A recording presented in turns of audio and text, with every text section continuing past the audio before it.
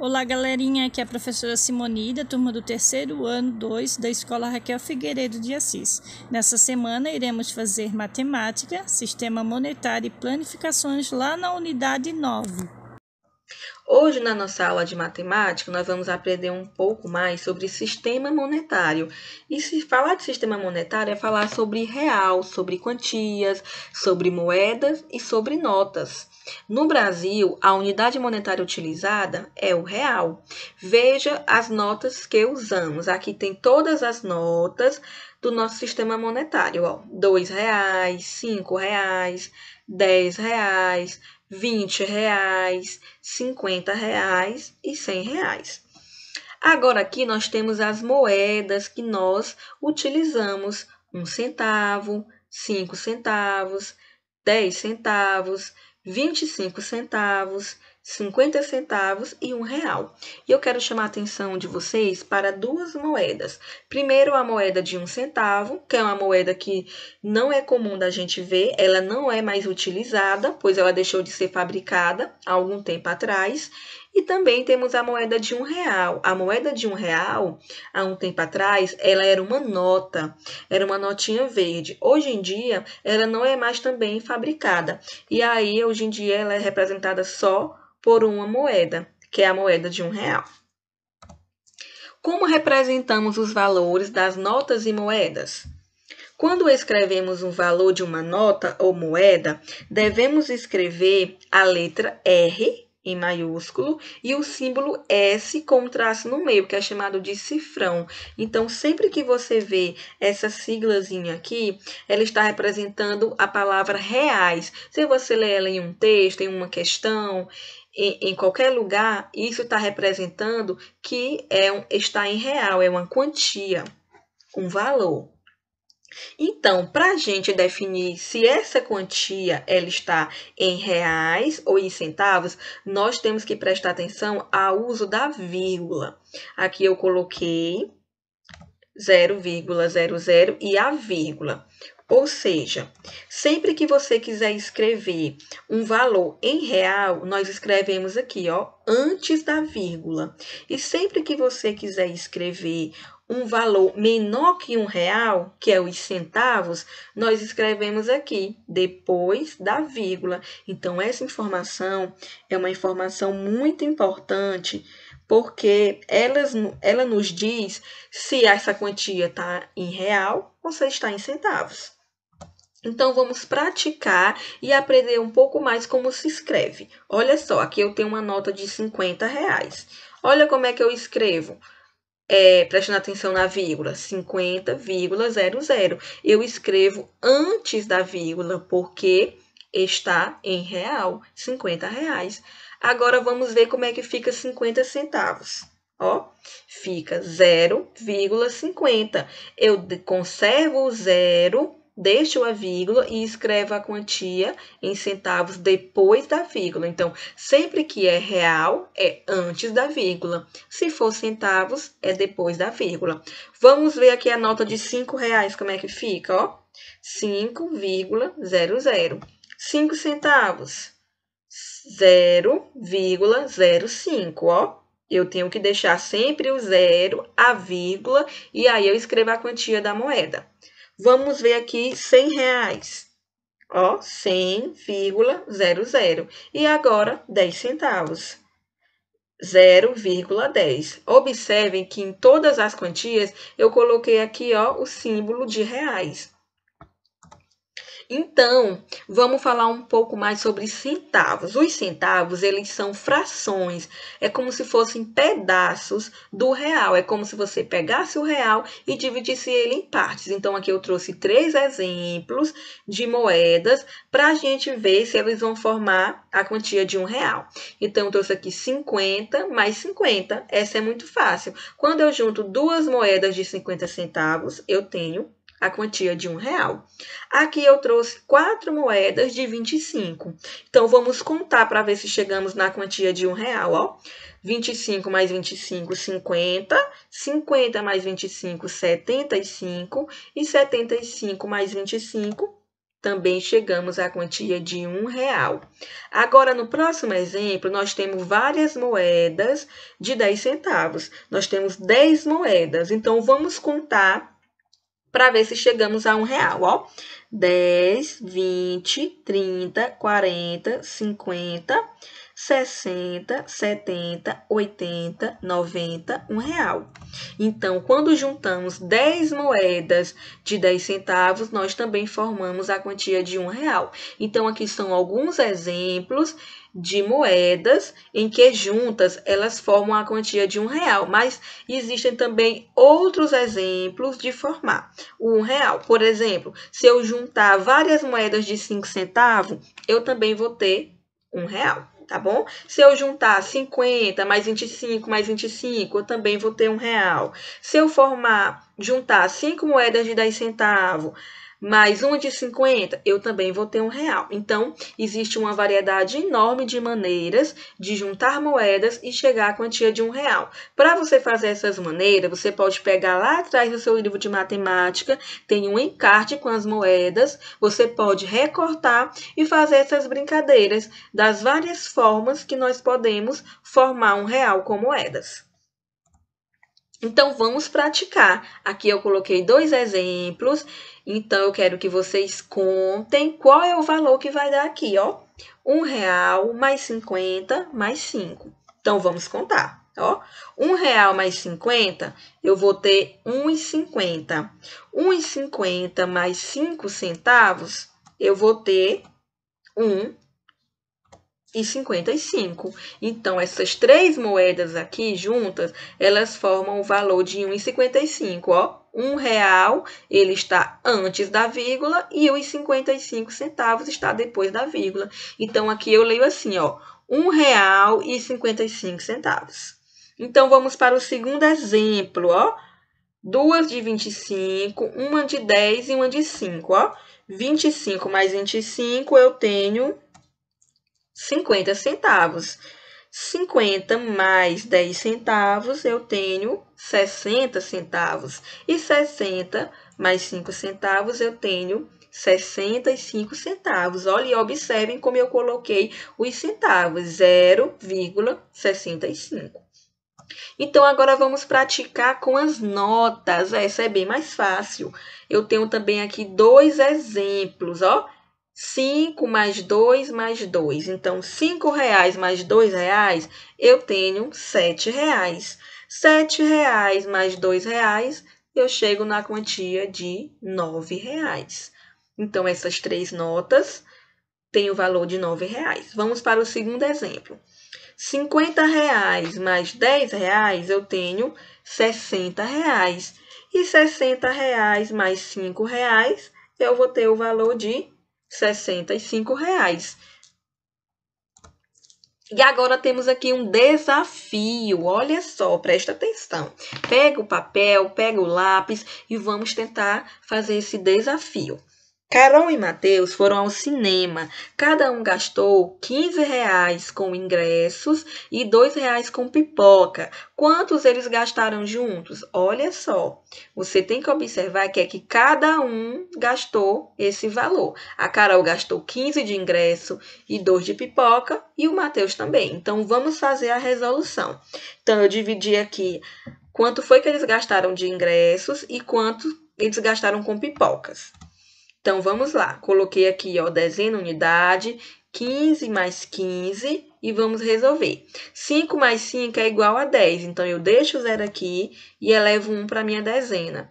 1 mais 1 é 2, mais 1 que eu elevei, 3. Ou seja, eles gastaram R$30 de ingressos. E com as pipocas? Cada pipoca custou R$2, né? Então, 2 mais 2, 4. Ou seja, R$30 mais R$4 é igual a R$34. E a resposta fica assim, eles gastaram R$34 juntos. E aí, você conseguiu acertar? Olá, pessoal! Aqui é a professora Mari. Hoje nós vamos falar sobre planificação de sólidos geométricos. Vamos começar? Planificação dos sólidos geométricos é a forma de apresentar os sólidos geométricos usando apenas um plano, ou seja, é a forma de representar um objeto tridimensional em apenas 2 dimensões. Mas lembre-se, todos os sólidos geométricos são formados pela união de figuras planas. Vamos começar então pelo cubo. O cubo é um sólido geométrico e, como todos os outros sólidos geométricos, ele é formado por uma composição de figuras planas, que são as suas superfícies, as suas faces. No caso do cubo, todas as faces são quadrados e nós precisamos representar todos esses quadrados de uma maneira plana. Então, vamos pensar um pouquinho? Então, aqui nós temos o cubo, uma figura tridimensional. Para planificar, nós teríamos que desmontar essa figura. Então, vamos ver como ela ficaria? Olhem só, nós estamos desmontando o cubo. E aí, nós temos a sua representação planificada. Então, na representação planificada do cubo, nós temos, então, todos os seus quadrados, que são as suas faces laterais. Então, no caso do cubo, são 6 quadrados. Então, aqui eu tenho o cubo tridimensional e aqui eu tenho a sua representação planificada, os 6 quadrados que compõem todos os seus lados. Vamos agora para a pirâmide de base triangular. Então, a pirâmide de base triangular, como todas as pirâmides, tem as suas laterais formadas por triângulos. E a sua base, nesse caso, também é um triângulo. Então, vamos ver como ela fica planificada? Então, aqui nós temos a pirâmide de base triangular. Vamos ver como ela fica planificada? Olha só. Abrindo a pirâmide, então, nós temos o triângulo da base e temos também os triângulos das laterais. Então, essa é a pirâmide tridimensional e essa é a sua figura planificada. Ela é composta por 4 triângulos, um que fica na base e 3 que compõem suas laterais. Vamos agora para o prisma de base triangular. Então, o prisma, ele tem todas as suas laterais formadas por quadriláteros. E todo o prisma é composto por 2 bases, iguais e paralelas. Nesse caso, as bases são triângulos e as laterais quadriláteros. Vamos ver como ele fica planificado? Então, aqui nós temos o prisma de base triangular. Olha aqui, ó, um triângulo embaixo, outro triângulo em cima. E as laterais são formadas por quadriláteros. Vamos ver ele planificado. Olha só, abrindo o prisma, então, nós vamos ter esse formato. Os 2 triângulos das bases e os quadriláteros das laterais. Então, aqui nós temos o prisma de base triangular tridimensional e aqui nós temos o prisma de base triangular planificado. Vamos para o próximo, pirâmide de base quadrada. Então, a pirâmide tem a sua base formada por um quadrado e as suas laterais triangulares. Como a base é um quadrado, tem 4 lados, eu tenho que ter 4 triângulos formando suas laterais. Então, aqui eu tenho a pirâmide de base quadrada, olha a base dela. Aqui são as suas laterais. Vamos ver como ela fica planificada, então. Vamos abrir esta figura. E aqui nós temos a pirâmide planificada. Então, essa é a pirâmide tridimensional e essa é a pirâmide de base quadrada planificada. Eu tenho aqui a base, que é um quadrado, e as laterais são formadas por 4 triângulos. Vamos ao próximo. Pirâmide de base pentagonal. Então, eu tenho na base dessa pirâmide um pentágono. Pentágono é um polígono de 5 lados. Então, se na base eu tenho um pentágono, eu preciso ter 5 laterais para formar esta figura. Então, aqui está a pirâmide de base pentagonal. Olha, a base é um pentágono e as laterais são triangulares. Vamos ver ela planificada, então, vamos abrir a figura.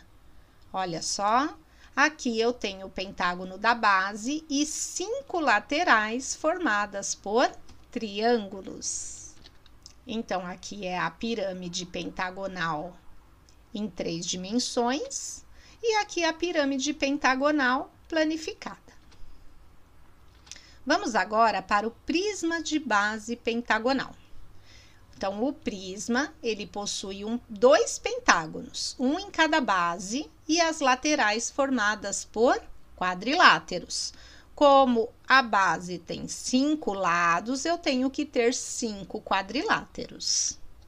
Então, aqui está o prisma pentagonal, um pentágono de um lado, outro do outro, ó, são as 2 bases, e as laterais são formadas por quadriláteros. Vamos ver ele planificado, então? Aqui está o prisma pentagonal planificado. Os 2 pentágonos e 5 quadriláteros formando toda a sua volta. Então, esse é o prisma em 3 dimensões e esse é o prisma planificado. Vamos agora para a pirâmide de base hexagonal. Essa pirâmide, ela possui um hexágono na base, ou seja, é uma base composta por um polígono de 6 lados. Então, eu tenho as laterais formadas por 6 triângulos. Então, eu tenho aqui o hexágono, olha, um polígono de 6 lados, e tenho aqui 1, 2, 3, 4, 5, 6 triângulos. Prisma de base hexagonal. Então, esse é um prisma em que eu tenho 2 hexágonos, um na parte de cima, outro na parte de baixo, e tenho as laterais formadas por quadriláteros. Então, esse é o prisma hexagonal, olha, um hexágono em uma base, outro hexágono na outra base, e as laterais formadas por quadriláteros. Vamos ver ele planificado, então? Vamos abrir. Olha só a planificação dele, ó. Aqui nós temos ele planificado. Aqui um hexágono, outro hexágono e 6 quadriláteros formando toda a sua volta. Aqui temos o prisma hexagonal em 3 dimensões e aqui nós temos o prisma hexagonal planificado. Vamos agora para o cilindro. O cilindro, ele é composto por 2 bases, que são 2 círculos, e a sua lateral é arredondada. Porém, se nós cortarmos essa lateral e abrirmos, nós vamos ter um retângulo desta forma. Então, nós temos 2 círculos, que é a base de cima e a base de baixo, e a lateral aberta forma um retângulo. Temos também o cone. O cone, ele possui uma única base, que é um círculo, e a lateral, se nós cortarmos e abrirmos, nós vamos ter um setor circular. Olha aqui, ó. É como se nós pegássemos aqueles chapeuzinhos de aniversário e abríssemos ele. Nós teríamos esse formato aqui, tá? É um pedaço de um círculo. A gente chama de setor circular. Temos também o paralelepípedo. O paralelepípedo, ele é um prisma de base retangular. Olha, eu tenho um retângulo na base de baixo, outro retângulo na base de cima, e as suas laterais todas são formadas por retângulos também. Então, ele planificado fica desta forma, ó, base de baixo e base de cima, e as laterais que vão dar a volta, que são 4 retângulos também. Esse é o paralelepípedo.